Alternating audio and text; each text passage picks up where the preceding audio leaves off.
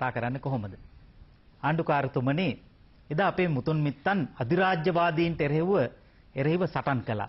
යටත් විජිතවාදයට එරෙහිව අධිරාජ්‍යවාදයට එරෙහිව මුතුන් මිත්තන් සටන් කළා. මට හිතෙනවා වෙලාවකට නැවතත් නව යටත් විජිතවාදයක් ක්‍රියාත්මක වෙනවද? නව අධිරාජ්‍යවාදයක් ක්‍රියාත්මක වෙනවද? එහෙමනම් අද දවසේ ජීවත් වෙන මේ රටේ මේ මව්බිමේ ජීවත් වෙන අපි මේ නව යටත් විජිතවාදයට නව අධිරාජ්‍යවාදයට එරෙහිව පෙළ ගැහෙන්නේ කොහොමද? අපි එතනින් පටන් ගමු. ඕ හසන්ත ඇත්තටම නිදහස කියන වචනේ ගත්තම නිදහස වෙනුවෙන් අපි තරම් හඬා වැටුණු જાතියක්, නිදහස වෙනුවෙන් අපි තරම් ලේහලපු જાතියක්, නිදහස වෙනුවෙන් අපි තරම් දහඩිය මුගුරු හෙලපු જાතියක් ඉතිහාසයේ තුල නැති තරම්. කාල් මාක්ස් වරක පැවසුවා ඉතිහාසයේ වූ කලී පන්ති සටන් පිළිබඳ ඉතිහාසයයි කියලා. ලක් ඉතිහාසය සම්බන්ධයෙන් ගත්තම අපිට කියන්න තියෙන්නේ ලක් ඉතිහාසයේ වූ කලී නිදහස් සටන් පිළිබඳ ඉතිහාසයයි කියලා. අපි ගහන්න නැගිටින જાතියක්. අපි හරිම නිදහස්කාමී જાතියක්. ඉතිහාසය තුල සේන මුත්තිකගේ ඉඳලා ඉංග්‍රීසීන් දක්වා ආක්‍රමණ 12කට මුහුණ දීපු જાතියක්. අද ලෝකේ මහා රණ ශූරයෝ විදියට සැලකෙන යුදෙව්වෝ හිට්ලර්ගේ නාසිවාදයේ හමුවේ Tamanගේ රට රාජ්‍ය ගම්බිම් අත්හැරලා හිස් ලූලු අත පලා ගියා. ඒත් ඉතිහාසය තුල එකා පිට එකා මැරී වැටුණත් අපි මව්බිමේ නිදහස වෙනුවෙන් සටන් කළා, අරගල කළා, ලේ හැලුවා, දාදිය හැලුවා, කඳුළු හැලුවා. එහෙම වීරෝදාර ඉතිහාසයක් උරුමයක් අපිට තියෙන්නේ. අපි දන්නවා අපි අවුරුදු 44ක් එලාර මේ රට පාලනය කළා. කවුරුවත් නොහිතන මොහොතක රුහුණු මාගම්පත් වෙන්න අපි දුටුගෙමුණු කෙනෙක් හැදුවා.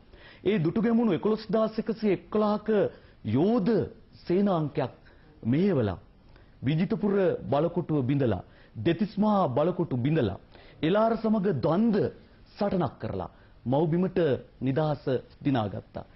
අවුරුදු 14ක් පස්ද්‍රවිඩ ආක්‍රමණයකට මේ රට මුහුණ දීලා තිබ්බා. ඒ වෙලාවේ රුහුණේ ඈත වනලැහැබ්වල ගල්ලෙන්වල ගඩාගෙඩි පලාකොළ කකා හැදුනා වලගම්බාව කෙනෙක්. මේ වලගම්බාව අවුරුදු 14ක් සටන් කරලා මේ රට එක්සේසත් කරලා මව්බිමට නිදහස ලබා දුන්නා.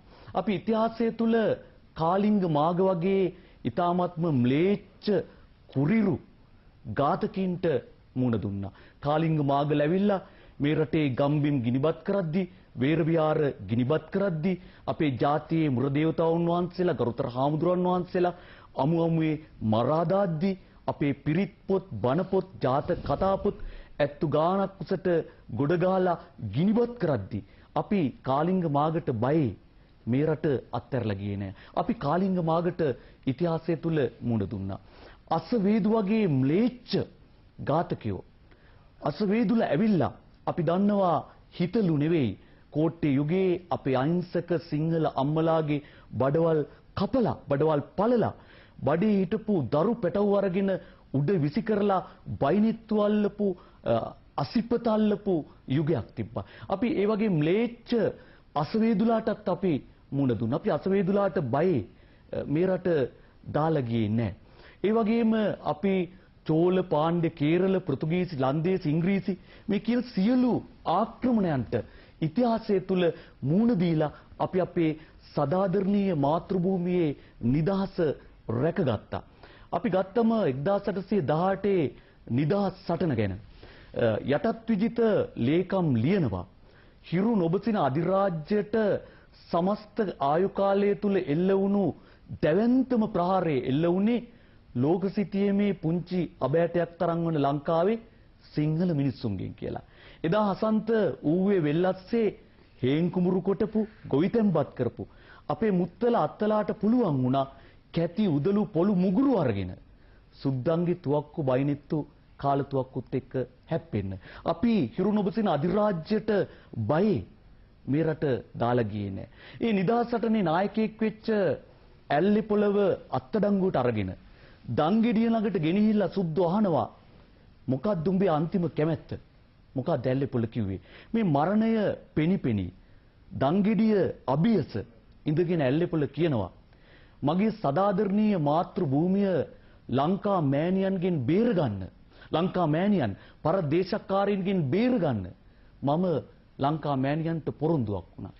අද මට මේ පොරොන්දුව ඉෂ්ට කරන්න බැරි වෙලා. පොරොන්දු කඩකල පුතෙක්ට මේ ලක් පොළවේ සිවුරියන උරුම නැහැ. පොරොන්දු කඩකල පුතෙක්ට මේ ලක් පොළවේ එක බිම් අඟලක් උරුම නැහැ. අනේ නිසා මගේ මරණයෙන් පස්සේ මාව කෑලි කෑලි වලට කපලා පාරක් පාරක් ගානේ බල්ලන්ට බලලුන්ට කැණීලුන්ට කන්න දාපල්ලා.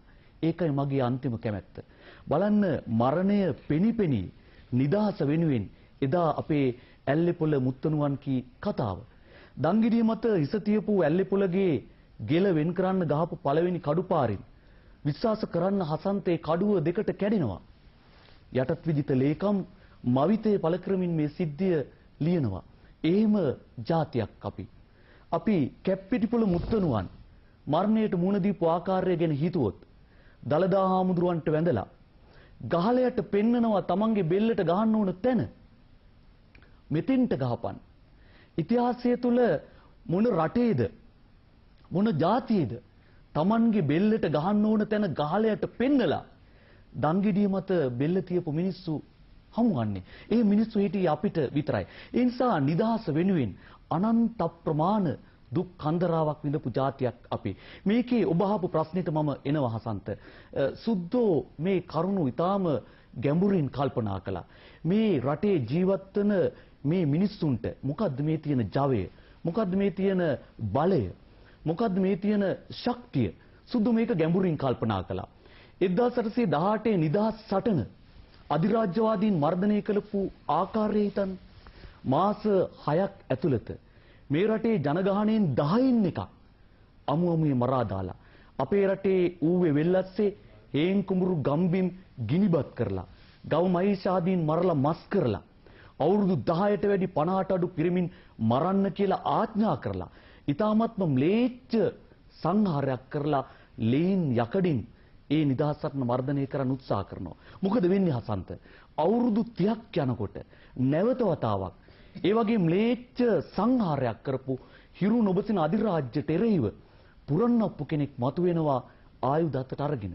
ඒ නිසා සුද්ධ තේරුම් ගත්තා මේ රට, මේ ජාතිය, මේ ශිෂ්ටාචාරය මේක යකඩින් ගින්නෙන් මර්ධනය කරන්න බැරි ජාතියක්. ඒ නිසා මොකද්ද සුද්ධ කළේ? 1848 ඉඳලා 1948 දක්වා 1818 දී ආයුධ වලින් විනාශ කරන්න බැරි වෙච්ච මේ ජාතිය 1848 දී ආයුධ වලින් විනාශ කරන්න බැරි වෙච්ච මේ ජාතිය 1848 ඉඳලා 1948 දක්වා මානසිකව ආධ්‍යාත්මිකව විනාශ කිරීමේ වැඩපිළිවෙලකට සුද්ධ යනවා. මේවා ඊ타මත්ම ගැඹුරින් පරිශ්‍රණය කරලා කෝල්බ්‍රුක්ලා කැමරන්ලා කියනවා මේ රට විනාශ කරන්න නම් මේ රටේ කෘෂි ආර්ථිකය විනාශ කරන්න ඕන. සම්බුද්ධ ශාසනය විනාශ කරන්න ඕන. රාජත්වය විනාශ කරන්න ඕන. අන්න ඒ ක්‍රියාදාමය තමයි ඊ타මත්ම සැලසුම් සාගතව 1848 ඉඳලා 1948 දක්වා සුද්ධ ක්‍රියාත්මක කළේ. ඒ නිසා තමයි හසන්ත අපි නූතන යටත් විජිතවාදයකට නව යටත් විජිතවාදයකට